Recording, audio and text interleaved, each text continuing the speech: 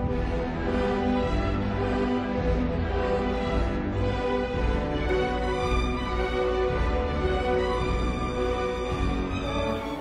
a-t-il des pingres dans l'hémicycle? Est-ce qu'il y a des pingres dans l'hémicycle? Des pingres? Oui, peut-être. Oui. J'ai pas remarqué, non. Alors certainement. Sans doute. Oui, il y a des pingres. Il doit y en avoir. Oui, moi j'en connais. Ah oui, des gens qui vous payent jamais un coup à boire et qui vous laissent toujours payer, oui, ça existe. Oui, il y a des radins, ça c'est clair. Ah ça, des radins qui ne vous offrent pas jamais un verre et qui ne paient jamais une facture, oui, ça, il y en a, oui, ça j'en connais. Moi, j'en connais aucun. Là aussi, je donnerai pas de nom. Mais là, je peux pas balancer. Je suis désolé, je les citerai pas, vous comprenez, je ne peux pas. Parce que c'est vraiment un défaut qui stigmatise beaucoup. Il paraît qu'il y a quelques députés auvergnats. Parler à un Auvergnat, et les Auvergnats ont la réputation d'être avares, ce qui est complètement faux. L'avarie, c'est un défaut. C'est une maladie.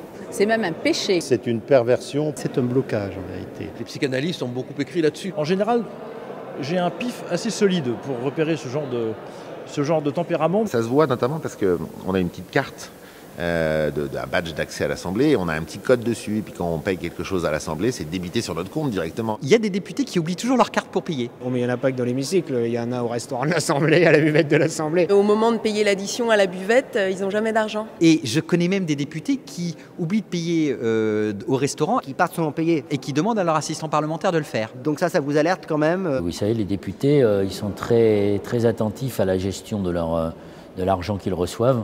Et vous apercevez qu'ils ne les lâchent pas facilement. Un ou deux de mes collègues, si on prend le taxi avec eux, on est sûr qu'ils n'auront jamais la monnaie pour payer le taxi. Ah oui, il y a des gens qui manient cette idéologie de moins on dépense et plus on est un bon politique. On le voit au vote sur des mesures sociales, par exemple. Et il y en a partout des pingres. Dans les débats sur la loi de finances, hélas, il y en a trop peu. C'est souvent ceux-là qui sont le plus dépensiers quand il s'agit d'argent public et le plus économes quand il s'agit de leur porte-monnaie. Donc je dirais que l'avarice fait la moitié d'un bon gestionnaire. Non, un bon gestionnaire n'est pas forcément quelqu'un d'avare. C'est un vilain défaut, donc ça peut pas être un guide de bonne gestion. Quand on voit trop petit ou trop radin, on se plante. Ma secrétaire de mairie ne cesse de me dire que je suis vraiment radin. Donc je dois l'être, mais je suis plutôt content de l'être. Mais je pense que ça peut aider. Il y a tout à l'Assemblée, vous savez. Dans l'hémicycle, vous savez, c'est une représentation de la société. Vous avez des gentils, des sympas, des paresseux, des pingres, Il y a même des cons, des râleurs, Il y a même des hypocrites. des hypochondriaques. Il y a des gens généreux et des gens radins. Il faut probablement limiter l'ambition de ces demandes. Mais si on demande un bonbon pour éclaircir la voie, en général on l'obtient. On est humain, moi j'aime pas voir les gens dans le malheur. Vous avez de tout, hein.